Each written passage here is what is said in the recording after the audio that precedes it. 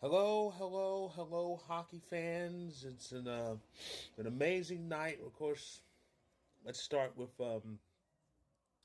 game four. Oh boy, Dallas really needs to do a better job at this holding the lead thing because it has not worked out for them a lot of times this year. It hasn't. They just they can't seem they start well, but they don't finish well. They were up 2-0. They scored those two goals like that. And Edmonton was horrendously outshot. I think it took them almost half of the first period for them to get a shot on goal. And I think, oh, yeah, they've got this. They're going to completely dominate. I should have known better. After all, I'm an Avs fan who watched us come back from down 3-0 against the Stars twice. So, and Edmonton tied it up quick, and then they just kept the foot on the gas. I mean, they could Dallas could do absolutely nothing.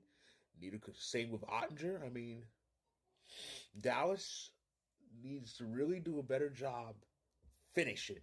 They start well, they don't finish well, and it's why some roads have been harder than they should be.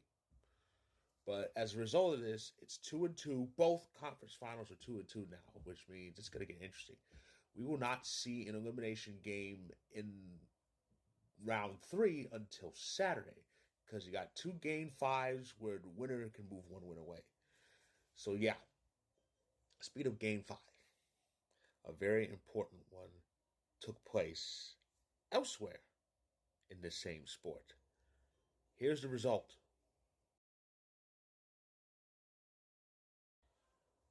So I have a little story to tell. See, once upon a time, I was an avid watcher of Olympic hockey. Okay, and I watched the men's hockey, and I remember 2010 when we made it to the gold medal game, went to overtime, and then Sidney Crosby broke our hearts with his gold medal goal, which left us with silver. Then I watched 2014, and I remember I had to wake up at all sorts of weird hours to watch those games because I think the Olympics that year was over yonder, overseas. Because the Olympics in 2010 they were in Vancouver, same time zone. So, but and the U.S. the men made it to the medal rounds, lost to Canada, but then so we had to play for bronze against Finland. Finland beat us like we stole something. That was the last straw. We had ringers in that year, and by ringers I mean NHLers. Like of course a lot of main countries did, but we did too, and we couldn't beat Finland in the bronze medal. It was just awful. So for 2018, I decided I'm going to watch the women and not the men because U.S. men all they do is let me down and make me mad. So for the first time, I watched women's hockey. It was great to watch, and I watched our women's team. We made it to the gold medal game, and I remember it needed a shootout, penalty shots, shootouts, and we won over Canada. Canada, mind you, and I watched our awesome women's team take take home the gold, brought the gold medal to this country, and and it was just amazing. It was absolutely amazing to see. And ever since that game, the wage gap makes me mad because the guys are making more than the women. The U.S. men don't win shit. The women actually do in this country. So we were paying losers more than we're paying winners. What's that makes no sense. We're paying losers more than we're paying winners just because they happen to be guys?